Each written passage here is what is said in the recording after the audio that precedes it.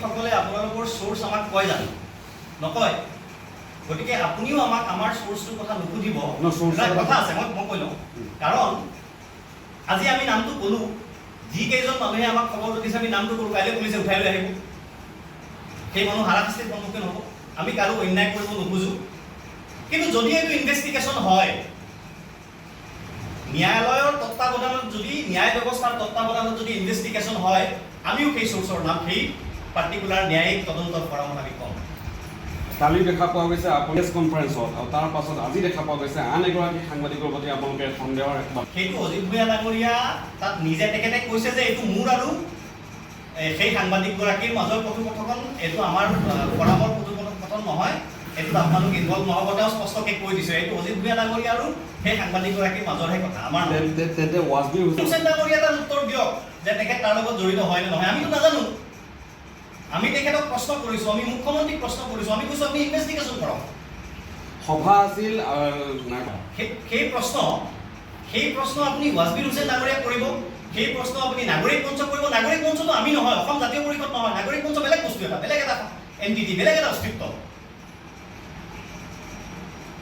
নাগৰিক মঞ্চই কাক মাতিছে কিয় মাতিছে এইটো তেওঁলোকে উত্তৰ দিব তাৰ লগত আমাৰ কোনো সম্পৰ্ক নাই আমি কৈছো এই মানুহগৰাকীক মতাটো আৰু এই মানুহগৰাকীয়ে এনেকুৱা ধৰণৰ বক্তব্য দিয়াটোক আমি গৰিহণা দিছো আমি গ্ৰেপ্তাৰ কৰিবলৈ দাবী জনাইছো এটা ৰাজনৈতিক পৰিৱেশ সৃষ্টি কৰিবৰ কাৰণে এই ৰাজনৈতিক পৰিৱেশৰ যোগেদি আমাৰ মাজত ঘৃণা আৰু ধৰ্মীয় মেৰুকৰণৰ যোগেদি বিভাজন কৰা যিটো ৰাজনীতি কৰিছে সেই বিষয়টো সকলোৱে ইতিমধ্যে গম পাইছে যোৱা দুদিন আগত জমিয়ত গোটেই ৰাজনীতিটো উত্তপ্ত কৰিবৰ কাৰণে যিটো চেষ্টা কৰিছে সেই কথালৈ আমি যাব বিচৰা নাই গতিকে এই জমিয়ত উলেমাৰ সভাপতি মেহমুদ আদানী কাৰ মানুহ সাংবাদিকসকলে আপোনালোকৰ সোৰ্স আমাক কয় জানো নকয় গতিকে আপুনিও আমাক আমাৰ সোৰ্সটোৰ কথা নুসুধিব কথা আছে মই কৈ লওঁ কাৰণ আজি আমি নামটো ক'লো যি কেইজন মানুহে আমাক খবৰ দিছে আমি নামটো ক'লো কাইলৈ পুলিচে উঠাই লৈ আহিব সেই মানুহ হাৰাশাস্তিৰ সন্মুখীন হ'ব আমি কাৰো অন্যায় কৰিব নোখোজো কিন্তু যদি এইটো ইনভেষ্টিগেশ্যন হয় ন্যায়ালয়ৰ তত্ত্বাৱধানত যদি ন্যায় ব্যৱস্থাৰ তত্ত্বাৱধানত যদি ইনভেষ্টিগেশ্যন হয় আমিও সেই সোৰ্সৰ নাম সেই পাৰ্টিকুলাৰ ন্যায়িক তদন্তৰ পৰামৰ্শ আমি কম কালি দেখা পোৱা গৈছে প্ৰেছ কনফাৰেন্সত আৰু তাৰ পাছত আজি দেখা পোৱা গৈছে আন এগৰাকী সাংবাদিকৰ প্ৰতি আপোনালোকে সন্দেহৰ সেইটো অজিত ভূঞা ডাঙৰীয়া তাত নিজে তেখেতে কৈছে যে এইটো মোৰ আৰু সেই সাংবাদিকগৰাকীৰ মাজৰ কথোপকথন এইটো আমাৰ পৰামৰ্শ কথোপকথন নহয় এইটোত আপোনালোক ইনভলভ নহ'ব তেওঁ স্পষ্টকৈ কৈ দিছে এইটো অজিত ভূঞা ডাঙৰীয়া আৰু সেই সাংবাদিকগৰাকীৰ মাজৰহে কথা আমাৰ তেন্তে ৱাজবি হুছেইন ডাঙৰীয়া এটা উত্তৰ দিয়ক যে তেখেত তাৰ লগত জড়িত হয় নে নহয় আমিতো নাজানো আমি তেখেতক প্ৰশ্ন কৰিছো আমি মুখ্যমন্ত্ৰীক প্ৰশ্ন কৰিছো আমি কৈছো আপুনি ইনভেষ্টিগেশ্যন কৰক সভা আছিল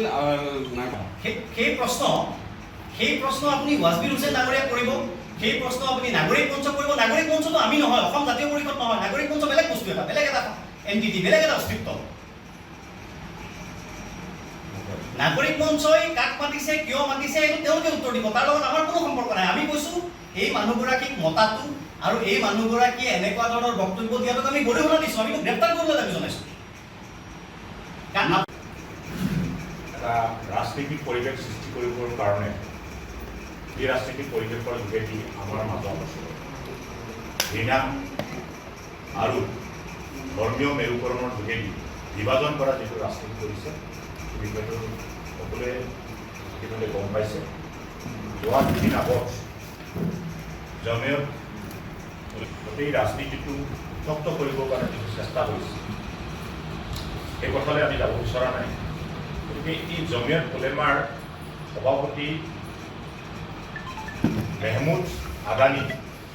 কাৰ মানুহ যিকোনো খবৰৰ বাবে যোগাযোগ কৰক 7099017330 লগতে 7099017110 নম্বৰত।